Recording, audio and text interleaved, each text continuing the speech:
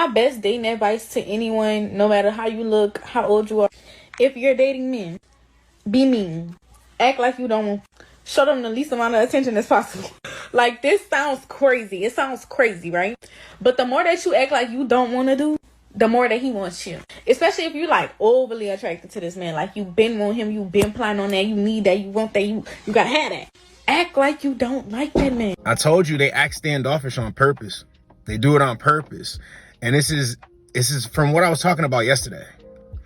You know, they will act this way and they believe that being mean to you is going to get them somewhere with you because that works on men who are not that attractive. And when I'm talking about attractive, it's understanding of women. It's not just your looks. It's how your life is structured. It's how you have your aura set up. It's just how you feel about yourself. Everybody can tell people who love themselves, and people are going to try to play games with those people, but you can honestly always spot out somebody who's down on their luck, doesn't take themselves seriously, doesn't love themselves, doesn't have the highest form or one of the purest forms of self-confidence. They don't have it. They only have confidence around other people. They can't stand on their own. So when women view you as this type of guy, they will go out of their way to be mean to you. And notice she said, it doesn't matter how you look. It doesn't matter how you look or what you have going on. Be mean to men so you can have your way. That doesn't work with attractive men because, see, attractive men are going to attract more women. This is why I always have to make the distinctions between unattractive and attractive. If a guy isn't as attractive as a guy over here, yeah, he's going to go for all of that. He's going to go for all the games because, once again, he can't stand on his own. He doesn't have a high sense of self. He doesn't have self-confidence. He's looking for you to tell him who he is. But when an attractive dude steps in a situation and goes, nah, this ain't my first rodeo and I'm not going for that, it pisses them off. See, it sounds good what she's saying, but women always kick and scream and act like you committed a robbery when that strategy doesn't work. Let's get the next one. I'm exhausted. I literally want to give up on dating. Dating in your 30s is probably one of the hardest things that you will probably ever have to go through. It is just, it's so frustrating and exhausting. Can someone just go ahead and send me a bearded tattoo man over 6 foot and isn't a walking red flag? Or is my type just a walking red flag? I'm over it. She's exhausted dating in her 30s, but this is funny, you know, you're not those guys. You're not a guy that you're asking for. You're not his type. That's all that's happening there. And one thing I want to say, this is a joke, right? You know why men don't rush to help women anymore? Because a lot of guys are probably thinking in their head, and this is a joke, but you know, I'm not 6 foot plus. I'm not 6 foot plus tall, so I can't really protect her. I can't do anything for her. So that's why men just walk past. They see a woman getting jumped on. She's not elderly. They see her with heavy bags. They don't even help because they're thinking to themselves like, you know, I'm not 6'1", 6'2", 6'3", so I can't really provide any safety here. And isn't that what they need the height for? But in all seriousness, men who are attractive, who are well put together in their 30s, 40s, 50s as well, you know, they keep themselves up to date. They love themselves. They take care of their grooming. They stay in shape.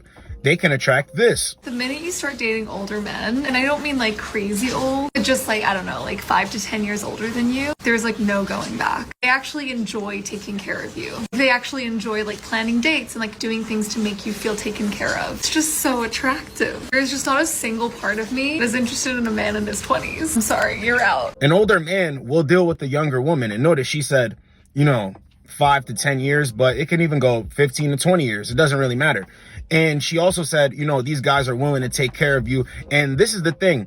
It's not being demanded.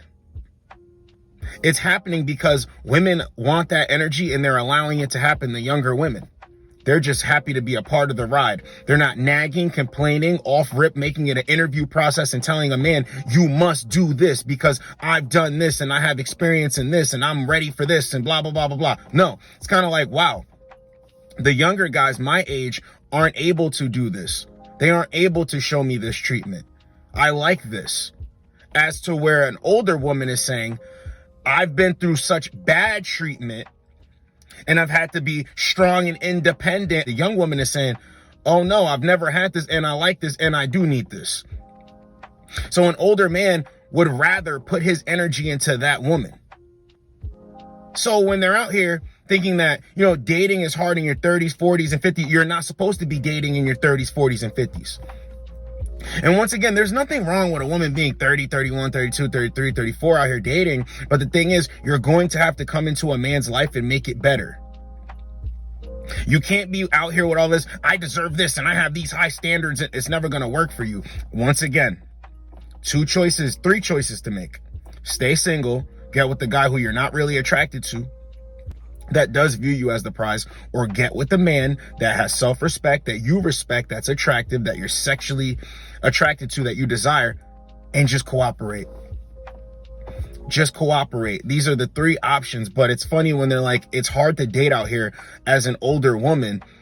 It's hard to date out here because you're not pleasant. You're stuck in your ways. And the younger women are bubbly. They're willing to accept the energy and they don't need to nag the man. And a man says, I've worked so hard in my life, I'm dealing with that energy. Straight up. Let's get the next one. What's the purpose of dating when even the nice guys suck? So I finally made it to a third date from a guy that I met on Hinge. Second date went great, brought me flowers, we had a good time, I thought everything was good. So I get a text that night, a nice message, how much he likes me, blah, blah, blah. Nothing too forward, just whatever. Then the communication all week is kind of very sparse. Over the whole week, we probably said 6 things to each other back and forth, which I'm like, well, maybe this is more it's more my speed. I hate when a guy texts you every single day, all day, wanting to know what you're doing. Good morning. That's kind of ridiculous, but he just figured there'd be more communication. He's like, are you going to see me this weekend? I'm like, I want to. What do you have in mind? And he's like, he offers a movie, which to me, I was like, that's weird for a third date. How are you supposed to get to know each other? But I'm like, maybe he wants to see how we are just hanging out, just vibing, right? So I'm like, okay, I'm done with it, whatever. So I reply back and basically I'm ready for him to come pick me up. I met him the first time in my town, the second time we met in his town, and now this time he's coming to me, and I think it's time that he pick me up, right? So I'm like, do you want us to meet there, or are you planning to pick me up? Basically leaving the door open. He's like, if you're comfortable with it, I'll come pick you up. I sent him my address, great. The next day, as I told him, let me know when you're on the way. The next day, he texts me at 4 something and says, I plan to be to you at 6:50. And he's like, does that work for you? Great. So I go ahead and jump in the shower. I was going to wait until after 5 because I thought he might be there a little later. But I'm like, since he texted me, let me just jump in the shower. I jump in the shower, start doing my makeup. It's after 5:30. I start doing my hair. And then I get a text at 5:50-ish. Becca, I have to cancel. So sorry, I know this is last minute. He was like, it's unacceptable, whatever. And I'm just like, no explanation of why. No phone call to apologize face to face, basically. No reschedule. No well, I'll be there in the morning. Nothing. Just so sorry, whatever. And all I said was, okay. Because the fuck am I supposed to tell you? Which is totally fine. It's not fucking fine. What a fucking fumble. Anyways, he replies back and was like, I can't apologize enough. And I'm not answering to that. What could have possibly gone wrong in an hour that you didn't know earlier in the day? I'm over it. Even the guys that I think are nice irritate me, and that's not where we are. She thought she was better than him. And this is what I'm trying to tell you guys. Let's make the distinction. In order for a guy to pull a woman off of a dating app, right, to meet up with you multiple times, she must find you attractive. But see, it messed it all up with him doing this nonsense. She's doing all of this nonsense. Now she's looking at him like, I'm better than him. Crazy how that works. And check this. He offered a movie date for the third date.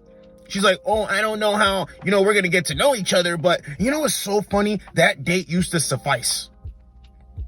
Dinner and a movie.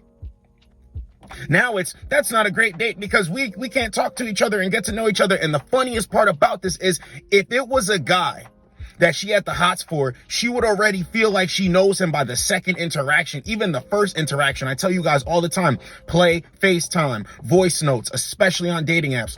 Voice notes, FaceTime, voice notes. Oh my God, you have such a great voice. Then they start following your lead by sending them back. Oh my God, I've never sent voice notes to a guy before. Then once you jump on FaceTime, okay, he matches the pictures. He's funny, he's charming, he's charismatic, he makes me laugh. Then when they meet up with you, they will kiss you on the first interaction. Your arm will be around them, hand on the thigh. It's like they know you already. but they're actually excited to meet up with you and they're not looking to use you. But this guy here offers a movie date on the third date and she's like, oh, I don't think that's good enough. How are we going to get to know each other? No, and damn well if it was a guy that you really had high interest in, it wouldn't even matter where he brings you. But he messed it up by doing all of this stuff, but he recovered because he just cut his losses. He cut his losses. Guys can always tell when a woman is not that into him.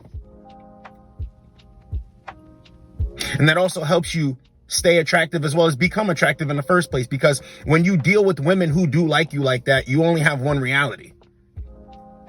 Women actually like me, and I can actually get good cooperation and good energy from women. Not standoffish cooperation where it's like, I don't want to do this, but I'm just going to do it anyway. Not half-ass energy like, yeah, I'll show up, but, you know, I'm really looking to do this. And no. No. Bro cut his losses. Now she's like, okay, or whatever. She responded back at the end, okay, because who the hell does he think he is? He's a peasant to me. This is what they think. This is why it's your best option, right? To love yourself, view yourself as an attractive guy. Your track record will actually show. But at the same time, bro, you cannot go for just wishy-washy treatment from women, because it's going to become the norm. And then after time, you're going to become less attractive. It's just due to how things go, bro. Don't put up with it.